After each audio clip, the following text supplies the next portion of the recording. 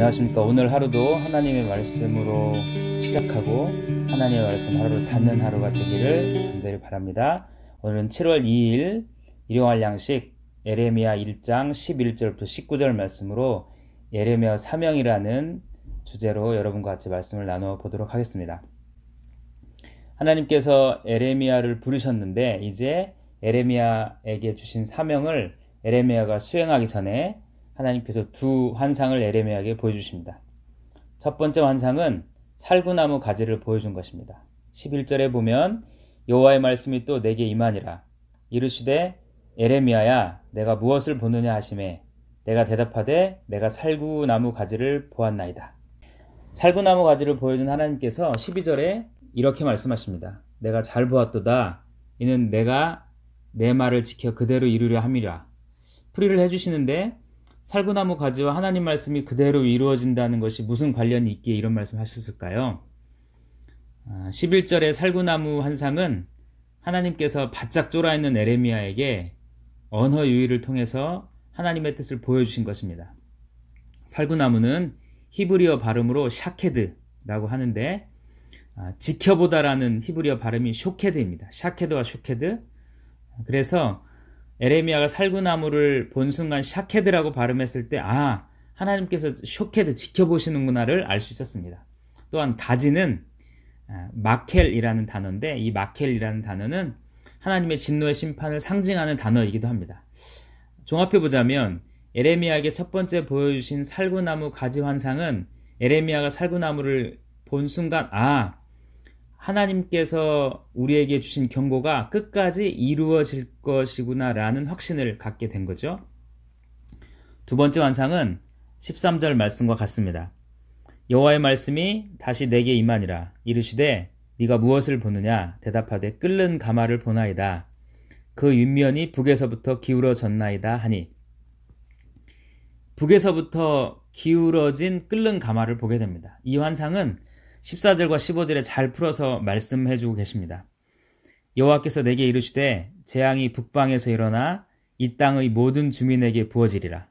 내가 북방 왕국들의 모든 족속들을 부를 것인즉 그들이 와서 예루살렘 성문 어귀에 각기 자리를 정하고 그 사방 모든 성벽과 유다 모든 성읍들을 치리라. 여호와의 말이니라. 당시 이미 현실화되고 있었던 사실들입니다. 북쪽에 있는 강대국들 아시리아가 유다를 위협하고 있었습니다. 실제가 되어서 이것이 유다에게 끓는 가마에 있는 기름과 물이 쏟아지는 것 같은 재앙이 일어날 것이란 환상입니다.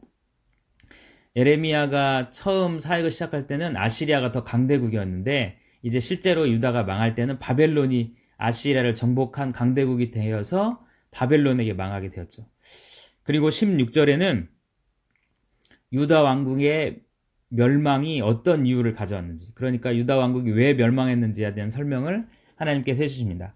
유다 왕국의 멸망은 16절 말씀처럼 무리가 나를 버리고 다른 신들에게 분향하며 자기 손으로 만든 것들에 절하였은즉 내가 나의 심판을 그들에게 선고하여 그들의 모든 죄악을 징계하리라. 한마디로 하면 여호와를 버리고 우상을 섬긴 것입니다. 처음 예레미야가 사역을 시작한 당시는 요시야 왕 13년, 즉 주전 627년인데요. 사실 요시야 왕은 이스라엘의 왕 중에 가장 하나님을 잘 섬긴 왕입니다.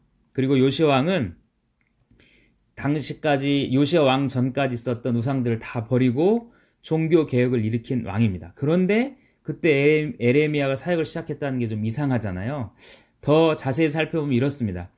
요시야 왕이 종교 개혁을 일으킨 것은 요시야 왕 18년부터입니다. 그러니까 주전 622년부터죠. 그러니까 요시야 왕이 종교 개혁을 일으키기 5년 전에 예레미야가 사역을 시작했는데 이때는 요시야 왕의 선왕이었던 므낫세 왕이 55년 동안 우상 숭배를 해왔고 그것이 내려오던 때였어요. 이 경고는 요시야 왕이 종교 개혁을 일으키기 전에 시작되었어요. 그리고 요시야 왕이 이제 종교 개혁을 일으킨 동안은 또 이 경고가 없었습니다. 그러다가 요시야 왕이 전쟁에 죽고 여호와김이 통치하던 때 우상 숭배를 다시 시작하니까 하나님께서 예레미야를 통해서 이 경고를 다시 하게 됩니다. 선지자 예레미야는 본인 자신이 원하든 또 원하지 않든 하나님께서 그의 전체의 삶을 통해서 주시는 말씀을 백성들에게 전해야만 했습니다. 이것이 부름받은 사람들의 해야 될 일이죠. 입술로 전하는 것이 아니라 그의 삶으로 전해야만 하는 거예요. 그래서 어느 때는 쉬어야 하고 어느 때는 또 더 강하게 전해야 합니다. 때로 잠잠하다가 다시 전해야 할 때도 있습니다. 비록 그 메시지가 멸망일지라도 경고의 강도가 훨씬 높아져서 그들이 곧 망하게 될지라도 전해야 합니다. 왜냐하면 멸망과 경고의 강도가 강하면 강할수록 진노가 가까웠다는 것을 의미하지만 또 반대로는 그렇게 강한 진노 앞에서 하나님께 회개를 하면 하나님이 그들을 받아주시겠다는 하나님의 사랑의 마음을 표현한 것이기 때문입니다. 우리가 부딪히는 상황에서 입술로 전하는 메시지가 듣는 사람의 마음을 닫을 수 있습니다. 그러나 삶으로 전하는 메시지는 그 메시지가 멸망의 메시지를 할지라도 그 메시지가 진노의 메시지를 할지라도 감동을 주고 마음을 엽니다. 단 그 삶이 사람들의 인기에 영합한 것이 아니라 하나님 뜻에 의한 것일 때 그렇습니다. 이제 두 가지 환상을 주신 하나님께서 17절부터 19절까지는 에레미야를 위로하시고 또 희망을 주시는 말씀입니다. 17절 표현을 빌리자면 이 경고의 메시지를 전할 때 허리를 동여야 된다고 합니다. 17절 이렇게 기록하고 있죠. 그러므로 너는 허리를 동이고 일어나 내가 내게 명령한 바를 다 그들에게 말하라. 허리를 동인다는 말이 어떤 말입니까? 에레미야가 그들에게 명령할 메시지는 허리를 동이는 각오, 자기가 핍박받을 것을 하는 각오, 또 자기가 조롱받을 것을 온몸으로 조롱받을 것을 아는 그런 각오를 하고 전해야 할 만큼 엄청난 일이었습니다. 그래서 그도 두려워했습니다. 하나님께서 주신 사명은 때때로 우리를 열정에 타오르게 하기도 합니다. 그러나 대부분 하나님께서 주신 사명은 우리를 두려움에 떨게 합니다. 내가 잘할 수 있을까? 이 사명을 해나갈 때 주위에 반대는 없을까? 혹은 실패하면 어쩌지? 라는 두려움에 떨게 합니다. 이런 힘든 삶을 살아가는 에레미야의 사명에 하나님은 용기와 희망을 불러주십니다. 17절에 계속해서 그들 때문에 두려워하지 말라. 내가 그들 앞에서 두려움을 당하지 않게 하리라. 하나님께서 왕국의 멸망을 선포할 에레미야의 예언이 유다 사회에 미칠 파장이 엄청 클 것을 알고 계셨습니다. 마치 죽음을 앞에 둔 전쟁에 나가는 병사를 위로하는 마음으로 두려워하지 말라고 위로해 주신 것입니다. 이제 18절 말씀을 읽어보면 에레미야의 예언이 유다의 상류층과 종교인뿐 아니라 대중 전체에게 들려진 것을 보게 됩니다. 보라, 내가 오늘 너를 그 온 땅과 유다 왕들과 그 지도자들과 그 제사장들과 그 땅 백성 앞에 모든 사람들이 에레미야의 예언을 듣습니다. 그런데 에레미야의 그 예언은 유다 왕국의 대중 전체의 귀에 거슬립니다.